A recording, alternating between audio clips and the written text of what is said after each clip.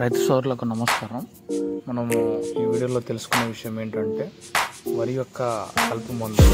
అయితే ఈ కలుపు మందులో పెటేలాక్లో అనేది గతంలో పెటేలాక్లో కానీ అలాక్లో కానీ బుటాక్లో కానీ పాతవి ఉండే, ఇప్పుడు కొత్త వచ్చినాయి వేరియేషన్లో. ఆ పెటేలాక్లో 50% ఈసీ ఎపిసైడ్ అనేది తెలుగులో, హిందీలో, ఇంగ్లీష్లో 3 భాషల్లో ఉంది. దాంతోపాటుగా దాని బ్యాక్ సైడు ఆ కంపెనీ యొక్క ట్రేడ్ నేము, తర్వాత ఎంత వాల్యూమ్ ఉంది 250 ml అని, తర్వాత దానికి గ్రీన్ కలర్లో ఉండడము, ఈ విధంగా ఉంది. ఇదనేది